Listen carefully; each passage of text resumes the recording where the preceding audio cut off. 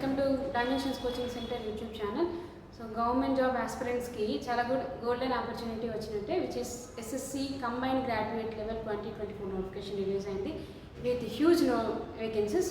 So ఆ particular notification సంబంధించి చాలామంది డేట్స్ ఏంటి, ఏజ్ ఏంటి, ఇలాంటివన్నీ చాలా వీడియోస్ చేస్తుంటారు. లాస్ట్ టైం మేము ప్రామిస్ చేసిన విధంగానే అనాలిసిస్ తీసుకుని వచ్చాము. సో ఆ అనాలిసిస్లో ఒక పర్టికులర్ సెక్షన్ నుంచి ఏ టాపిక్స్ ఎక్కువ కవర్ అవుతున్నాయి, ఇలాంటివన్నీ కట్ ఆఫ్స్ ఎంత ఉన్నాయి, ఏ పర్టికులర్ జాబ్కి మీరు ప్రిపేర్ అవ్వాలన్నా ముందు ఈ అనాలిసిస్ చేయాలి. ఓకే, సో దానికి సంబంధించిన ఇన్ఫర్మేషన్ మీకు చెప్తున్నాం, మీరు చూడండి. సో ముందు కట్ ఆఫ్స్ ఎంత ఉన్నాయి అని అబ్జర్వ్ చేస్తే, ఎప్పుడైనా సరే కట్ ఆఫ్స్ మీరు చూస్తున్నారు, ఏ పర్టికులర్ ఎగ్జామ్ కన్నా ప్రిపేర్ అవుతున్నప్పుడు కట్ ఆఫ్స్ చూస్తున్నారంటే అన్రిజర్వ్డ్ కేటగిరీ కట్ ఆఫ్ని మీరు టార్గెట్గా పెట్టుకోవాలి. So okay, last year that is CGL 2023లో last year tier 1 cut off వచ్చేవాడికి 150 ఉంది. ఓకే, సో అదే టార్గెట్గా పెట్టుకొని మనం ప్రిపరేషన్ని స్టార్ట్ చేసుకోవాలి. అలాగే minority candidates like SC and ST వాళ్ళకైతే 126 అరౌండ్ 126 and 118 ఉన్నాయి కట్ ఆఫ్స్. అలాగే OBCకి 145 and EWS which is economically weaker section, దానికి పర్టికులర్ రిజర్వేషన్ ఉంది కదండి. సో ఆ పర్టికులర్ కేటగిరీకి సంబంధించిన వాళ్ళకైతే కట్ ఆఫ్ వచ్చేది 143. So around 150, 143. సో మీ టార్గెట్ ఎప్పుడు 150 రేంజ్లో ఉన్నట్టుగానే మీ ప్రిపరేషన్ అనేది చేయండి. అలాగే కంపేర్ చేసుకుంటే లాస్ట్ ఇయర్ అప్లై చేసిన వాళ్ళల్లో టైర్ 1 నుంచి టైర్ 2కి వెళ్ళిన వాళ్ళు 71,000 ఉన్నారు. 71,000 మెంబర్స్ మాత్రమే షార్ట్ లిస్ట్ చేశారు టైర్ 2కి. ఓకే, సో అది ఎందుకు అంటే లాస్ట్ ఇయర్ వేకెన్సీస్తో కంపేర్ చేసుకుంటే తక్కువ వేకెన్సీస్ ఉన్నాయి, ఎక్కువ నెంబర్ ఆఫ్ పర్సన్స్ చేశారు కాబట్టి షార్ట్ లిస్ట్ ఎక్కువ చేశారు. ఓకే, ఈసారి కంపేరిటివ్గా లాస్ట్ ఇయర్ వేకెన్సీస్తో కంపేర్ చేసుకుంటే ఇయర్ డబల్ ఉంది కాబట్టి ఎక్కువ నెంబర్ ఆఫ్ పర్సన్స్ని ఫిల్టరింగ్ చేసి దట్ ఈస్ సెలెక్షన్ చేసుకునే పాసిబిలిటీ ఎక్కువగా కనిపిస్తుంది. కాబట్టి సో ఇది మనకి గోల్డెన్ ఆపర్చునిటీ కింద టైర్ 1 క్లియర్ చేయడం కొంచెం ఈజీ అవుతుంది compare to last year. Okay, so అసలు టైర్ 1లో ఏమేమి సెక్షన్స్ ఉంటాయి, that A particular sub topics మీద మనం ఎక్కువ కాన్సన్ట్రేట్ చేయాలని చూసుకుంటే ఫస్ట్ మనం అర్థమెటిక్ సెక్షన్ పోదాం.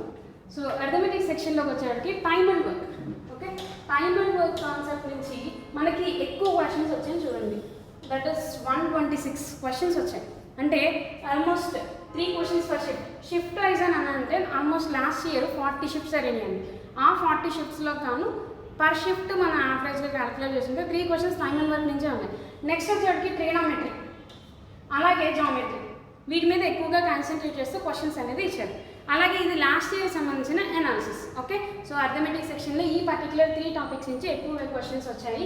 ఆ తర్వాత మీరు చూసుకుంటే లైక్ ఇక్కడ చూడండి time and distance. So time and work, time and distance, geometry, trigonometry ఇలాంటివి ఎక్కువగా ఉంటాయి. ఎప్పుడైనా చూడండి SSCకి సంబంధించి అర్థమెటిక్ మీరు ప్రిపేర్ అవ్వాలి అనుకుంటే ప్యూర్ మ్యాథ్స్ మీద ఎక్కువ కాన్సన్ట్రేట్ చేయాల్సి ఉంటుంది. Like geometry, algebra, trigonometry, mensuration ఇలాంటి టాపిక్స్ ఎక్కువగా కాన్సన్ట్రేట్ చేయాలి. మిగిలిన అర్థమెటిక్ అని 1 క్వశ్చన్స్ వచ్చినా వీటి నుంచి 2 క్వశ్చన్స్ 3 క్వశ్చన్స్ వచ్చే ఛాన్సెస్ ఎక్కువగా కనిపిస్తూ ఉంటాయి అర్థమెటిక్ సంబంధించి. ఓకే, సో నెక్స్ట్ అలాగే నెక్స్ట్ వచ్చేటి రీజనింగ్లో ఏమేమి టాపిక్స్ మీద ఎక్కువ కాన్సన్ట్రేట్ చేయాలని చూస్తే చూడండి ఒకసారి సెట్స్ దగ్గర నుంచి 94 క్వశ్చన్స్ వచ్చాయి. అంటే ఓవరాల్ 40 షిఫ్ట్స్ గాను 94 క్వశ్చన్స్ ఉన్నాయంటే అంటే ఒక్కొక్క షిఫ్ట్కి సంబంధించి 2 క్వశ్చన్స్ అరౌండ్ వచ్చాయి. నెక్స్ట్ అలాగే నెక్స్ట్ వచ్చేటప్పటికి ఏ ఉన్నాయని చూసుకుంటే మీకు సైన్ ఇంటర్చేంజ్, అంటే మీకు ప్లస్ ఎక్కడ ఉండాలి, మైనస్ ఎక్కడ ఉండాలి, లేదంటే వీటిని ఏ ఇంటర్చేంజ్ చేస్తే ఈక్వేషన్ పాసిబుల్ అవుతుంది, ఇలాంటి క్వశ్చన్స్ ఉన్నాయి కదా. సో అలాంటివి ఎక్కువగా కనిపిస్తూ వచ్చాయి మనకి లాస్ట్ ఇయర్ రీజనింగ్ సెక్షన్లో చూసుకుంటే వాటి మీద ఎక్కువ కనిపిస్తాయి. So concentrate on those topics.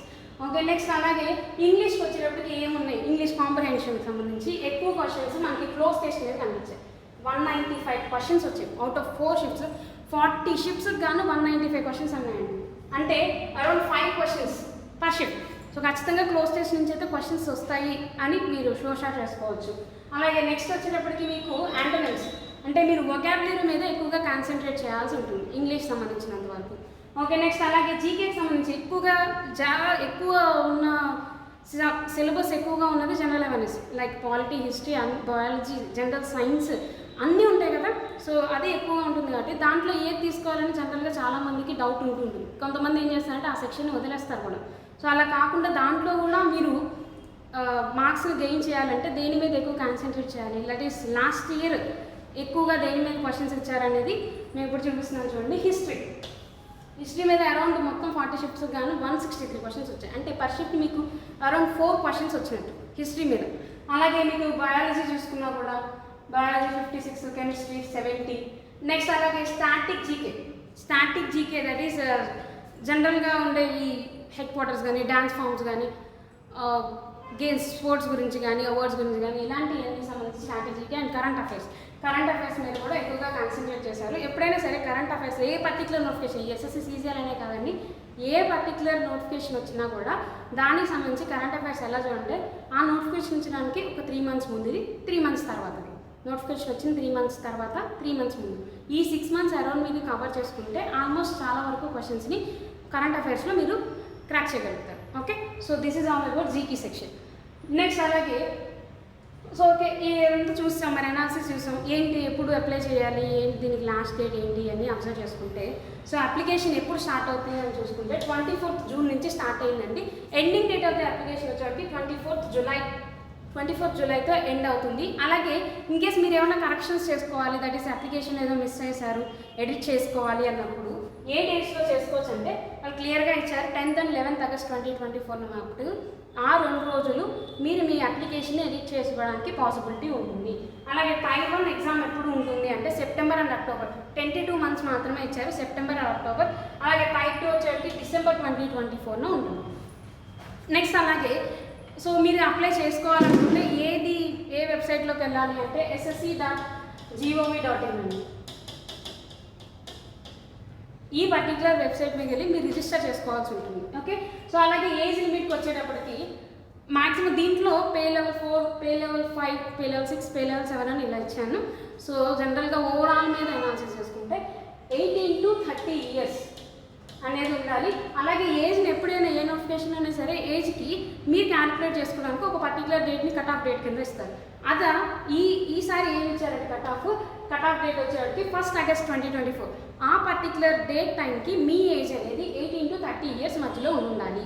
Okay, అలాగే ఒక్క particular junior statistical officer that is JSO దానికి మాత్రం మీ age limit 18 to 32 years.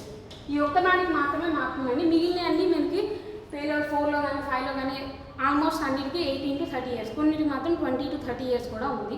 So మనం డిఫరెంట్ పోస్టులకు సంబంధించి కొన్నిటికి set of that is pay level 4 and 5 అయితే 18 to 27 years, దట్ ఈస్ యూడీసీకి కానీ ట్యాక్స్ అసిస్టెంట్ కానీ ఇలాంటివి సంబంధించిన పోస్టులకు మాత్రం 18 to 27 years అనేది ఏజ్ లిమిట్ ఇచ్చారు. మిగిలిన ఏదైతే 18 to 30 years. ఓకే, అలాగే ఎడ్యుకేషనల్ క్వాలిఫికేషన్కి వచ్చేవాడికి అన్ని పోస్టులకి డిగ్రీ అయితే మీకు ప్రేయర్లోనే ఉంది కంబైన్ గ్రాడ్యుయేట్ లెవెల్ అని, అంటే గ్రాడ్యుయేట్ అయి ఉండాలి, మీరు డిగ్రీ హోల్డర్ అయి ఉండాలి. JSOకి మాత్రం మీరు ఎన్ని డిగ్రీ హోల్డర్ అయినా ఉండొచ్చు, అలాగే ఏ డిగ్రీ అయినా మీరు తీసుకుని ఉండొచ్చు. అలాగే మీరు 12th standard దట్ ఈస్ ఇంటర్మీడియట్లో మీ మ్యాథమెటిక్స్లో 60% మీకు స్కోర్ వచ్చి ఉండాలి. Okay, degree holder with minimum 60% marks in 12th maths. Okay, అలాగే ఇంకొకటి ఇందులో ఉంది స్టాటిస్టికల్ ఇన్వెస్టిగేటర్ గ్రేడ్ 2 అని ఆఫీసర్ లెవెల్ ఉన్నారు స్టాటిస్టిక్స్ దాంట్లో. దానికి సంబంధించి మీరు డిగ్రీ హోల్డర్ అయి ఉండాలి, యాజ్ వెల్ యాజ్ మీరు స్టాటిస్టిక్స్ దాంట్లో స్పెషలైజేషన్ ఉండాలి. దట్ ఈస్ త్రూ అవుట్ మీరు డిగ్రీ చదివినంత కాలం ఆ స్టాటిస్టిక్స్ అనే సబ్జెక్ట్ మీ ప్రతి సెమిస్టర్లోనూ ఉండాలి.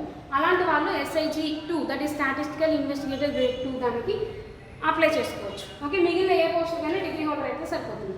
వేకెన్సీస్కి వచ్చేస్తే మొత్తం వేకెన్సీస్ 17,727 వేకెన్సీస్ ఉన్నాయండి. 17,727 వేకెన్సీస్ ఉన్నాయి. అలాగే ఇందులో లాస్ట్ ఇయర్ దాంతో ఈ ఇయర్కి డిఫరెన్స్ ఎక్కడ వస్తుంది అంటే AAO, ఓకే, ఆడిటర్ ఆఫీసర్ ఉంది కదా, దానికి సంబంధించి అసలు వేకెన్సీసే లేవు. JSO ఇప్పుడు నేను చెప్పాను కదా జూనియర్ స్టాటిస్టికల్ ఆఫీసర్ అని, దానికి సంబంధించి 725 వేకెన్సీస్ ఉన్నాయి.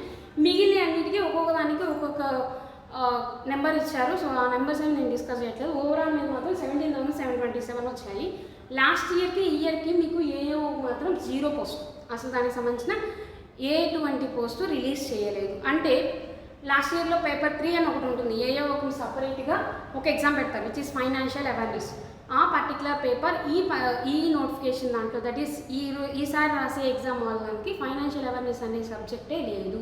ఓకే, నెక్స్ట్ అలాగే సెలక్షన్ ప్రొసీజర్కి వస్తే ఏమేమి సెలక్షన్ ప్రొసీజర్లో ఏమేమి ఉంటాయి, అసలు మీరు ఏం చేయాల్సి ఉంటుంది అంటే టైర్ 1, టైర్ 2 అలాగే డాక్యుమెంట్ వెరిఫికేషన్.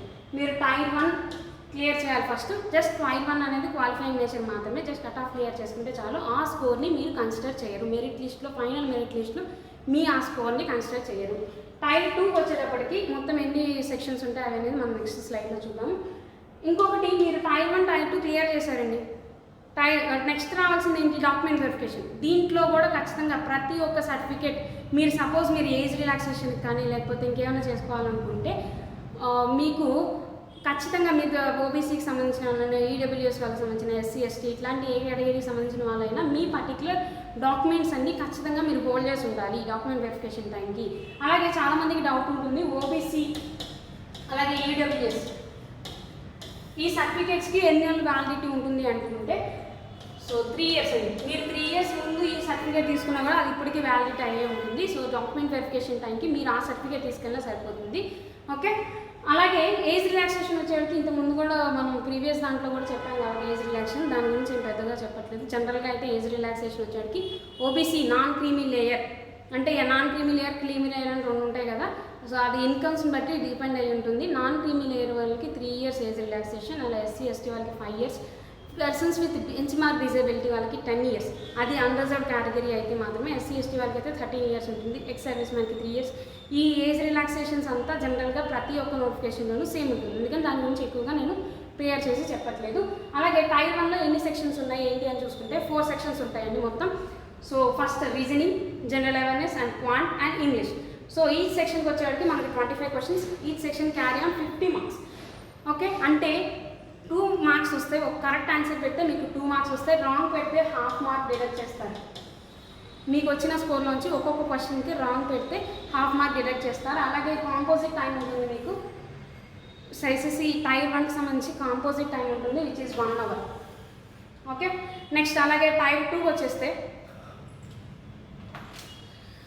టైర్ 2కి చూడండి. సో దీంట్లో మొత్తం మనకి పేపర్ 1, పేపర్ 2 అని 2 ఉంటాయి. పేపర్ 2 స్పెసిఫిక్గా జేఎస్ఓ కానీ లేకపోతే ఎస్ఐజీ 2 అని చెప్పాను కదా, స్టాటిస్టికల్ ఇన్వెస్టిగేటర్ గ్రేడ్ 2 అని, ఆ పోస్టులో అప్లై చేసిన వాళ్ళకి ఈ స్టాటిస్టిక్స్ పేపర్ ఉంటుంది.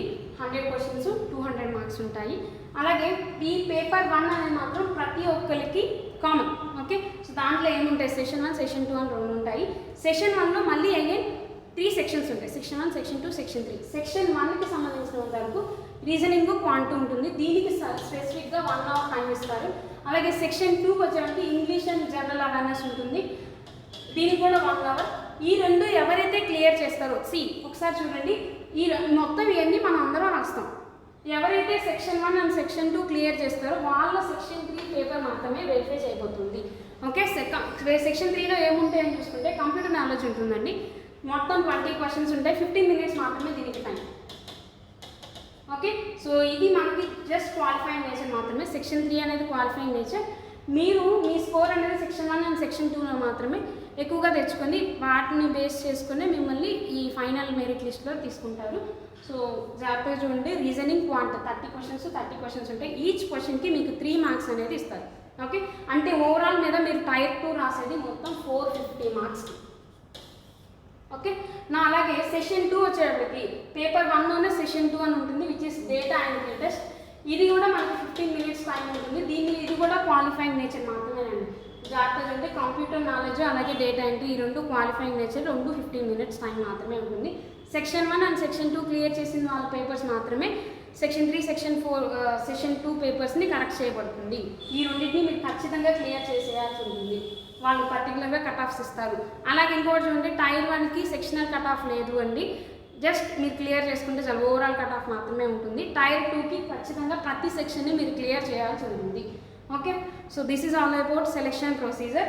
అలాగే so dimensions coaching centre, please join our telegram channel which is dimensions coaching centre. ఇది QR కోడ్ అండి, దీని నుంచి జాయిన్ అవ్వచ్చు. అలాగే admissions are in progress. If any queries, please contact 8008874848. Thank you and all the best for your preparation.